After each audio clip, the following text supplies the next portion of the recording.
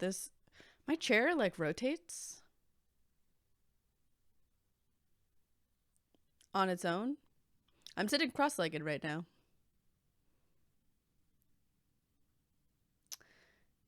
Anyway. Hello everyone, my name is Alex. I'm a music artist and longtime Idol fan. I see a lot of people asking, whether it's in Discord or on Twitter and a lot of different places, I want to be an idol, where do I start? As always with these videos, I am not claiming to be an authority for the idol community, nor does anybody obligated to listen to me, but I thought I would share my perspective. I've been a fan of 3D or IRL idols for over a decade now, and I've been performing as one for about 6 years, more or less, due to the pandemic, and in that time, this community has shifted a lot, to the point where this video, I actually think it's out of date. It's on my list to redo it. I think it's really exciting to see so many new people wanting to become part of this community, but it's really overwhelming to know where to start, especially if you don't have a ton of experience knowing a lot about idol culture. It depends a lot on what your goals are as an idol and ultimately as an artist. What is your North Star, in a sense? What is it that you want to accomplish by becoming an idol versus becoming any other type of performer? And I know what you're thinking, but we all want to make our audience smile. So let's go a little deeper than that. Do you want to create original music that evokes a particular feeling? Share idol culture with the West. Do you just want to wear pretty outfits? Do you just want to make online covers and have no intent of performing on stage? No goal is lesser than any other, and it's important to be honest with yourself because your steps are going to be different depending on what that goal is. And obviously you can have several, but prioritization is key. But the conundrum is, how can you decide what your goal is if you really don't have any experience at all? Let me use myself as an example. To give you a little bit of background on my history, I started making IDOLpedia videos at 15. If you're unfamiliar, IDOLpedia just means I tried to dance in Japanese, but it's the word used for the dancing community that for a long time centered around covering and choreographing Vocaloid songs, but has since expanded into the greater J-pop sphere. When I started, it was 2011, and at this time, there really wasn't an overseas idol community. Of course, there were idols, there were people performing in this style, but it wasn't a centralized online space like it is today. And there certainly weren't idol festivals, at conventions or otherwise. But I got my start performing as being part of a dance group who would dance J-pop and K-pop at anime conventions just in hallways. We weren't an idol group, or really even calling us a performance group was a stretch. We just hosted these events where people could come dance and have fun together. However, this time of my life really is when I fell in love with performing. It wasn't until 2018 that I performed on stage for the first time by myself. By this point, I had already been making dance covers online and out in public for about 7 years, and I'd been performing in hallways and anime conventions for about 5 or 6. The point is, stepping onto that stage in 2018 was not the first time I had performed in front of strangers. I knew how to laugh if I made a mistake. I knew how to do these other tricks that really were already second nature to me by that point, so I could focus on the part that I didn't know how to do. To clarify, I'm not saying that you need to perform in hallways of anime conventions for 5 years before you step on a stage. It's really normal for your aesthetic to change, for your goals to change, for what you're trying to do to change as you get that experience. All that to say, your first time performing in front of a stranger should not be on stage, in my opinion. There are so many ways for you to get that experience. You could do Instagram lives, Twitch lives, you could perform in the hallways at conventions, outside at conventions if it's not cold or super hot. You can even look up what the busking laws are in your city. They do vary a lot. I'm speaking from a US perspective, so definitely look them up, but that information is available and you can just go perform out on the street or film a dance cover out on the street. Yes, people are going to look at you, but you're a performer. That's the point. You got to get used to eyes being on you somehow. So what should you do?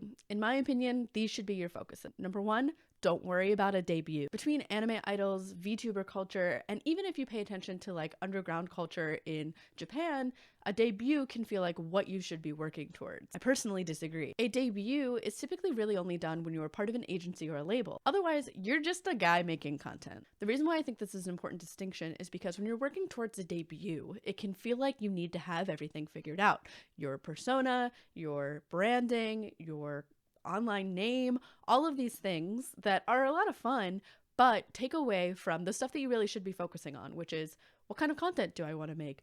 Do I want to perform on stage? Am I practicing and rehearsing to get my skills up so that I feel confident in what I'm doing? It's an unfair pressure on yourself, and I think it causes you to take yourself a little too seriously. Take your art seriously, but not yourself. People will always be drawn to you having fun and doing something you're passionate about, not a fancy logo or a Canva-made teaser. I love both those things. I pay for Canva. I'm just saying, Show what you've got first. If people don't know you, they're not going to be excited about a debut, so just start making stuff. Most of the time when you see an idol or a VTuber talk about debuting, it's either under a major agency or label, or they're just debuting in this particular form. They've already got experience doing and then if you do get signed to an agency or label later on, it feels like a bigger thing. You're like, I'm making my major debut, right? Which leads into my second point. Number 2, start making art right now. Film a dance cover in your backyard or film a vocal cover in Audacity, even if it's recorded on your phone. Write some lyrics on your next lunch break. No one says you have to post any of that anywhere. Although I recommend that you do. It's kind of nice to look back on. But going through these processes and learning how to film a video, how to record in Audacity, what skills am I even missing, is how you're going to learn what kind of content you want to make and what makes sense for you. Prior to debut, you may be planning to have a dance cover out every month. But as soon as you start, you discover you hate video editing. That's what I mean by creating is how you figure out what it actually is that you want to do. There's no rules about what content you have to make, and you shouldn't force yourself to do things that you don't like. So if you find out that you hate video editing, don't make long form videos that require a lot of editing. And then you could focus on creating that content rather than an obligation from what you see other people doing or what you think the algorithm's gonna like.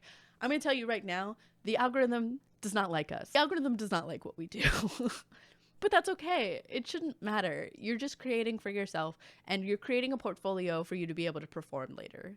That's how I view it. 3, do your research. It's hard to know what you want to do without seeing what your options are. And this will vary a lot depending on where you're coming into the idol community, whether it's from anime idols or K-pop or VTubers or Japanese 3D idols.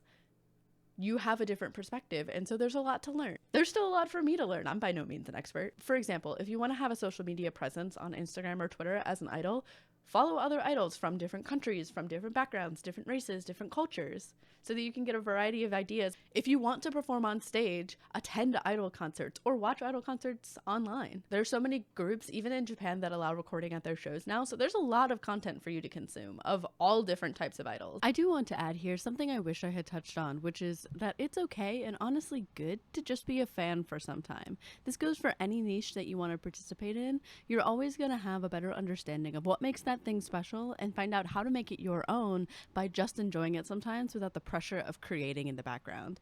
If you want to be a manga writer or an artist, for example, the first step is to read a lot of manga or books, right? If you're never dedicating your time to just letting yourself enjoy the thing, it's easy to get stuck. This goes for both new and experienced idols, I think. Again, this is helpful for you to get an idea of what it is that you want to do and get inspiration from the source. And also to get an idea of what you don't want to do. It's good to consume content and think, this isn't really what I'm trying to aim for, so I think I'm going to go for this. It sounds so silly, but if you want to make idol music, listen to idol music. There's so much on Spotify and Apple Music and YouTube. I'll post some of my playlists that I've shared below if you're looking for more groups to get into. Sometimes these things can feel a little bit obvious, or maybe that you've already done them. Honestly, I was unsure if I wanted to make this video because I felt like, well, yeah, of course. But even if you're not new and you're just lacking direction, I think it's a good reminder of thinking, what am I trying to accomplish by doing this? What is it that you're trying to share? Like for me, I've realized recently that I really love fashion and I love sharing my outfits with people, and so I've tried to shift what I post to reflect that. And I think it's been really fun. And I find that these steps help spark inspiration in me again. You're not chained to one concept, to one genre, or even one performance style. That's the beauty of idol. It's variety. If you're a strawberry themed idol, you don't need to cover only strawberry songs. There's a lot of world out there, so feel free to experiment. Don't be afraid to be cringe. Cringe is dead. Frankly, no matter what you do, people are gonna think that you're cringe because you're having fun. And we're all just trying to find some happiness in the monotony of every day. If you're doing that, your people will find you. If you have any advice for performers, even as a fan, please post them in the comments below. I'd love to have this be a source of what other people's perspective is when it comes to what they're looking for in idols. I hope that you found this helpful. If there's anything that you want to add or disagree with, like I said, leave it in the comments below. As always, I'm always open to having a conversation about these. Thank you so much for watching, and I'll see you soon. From the stars in the sky, I'm Alex Pinku. Goodbye!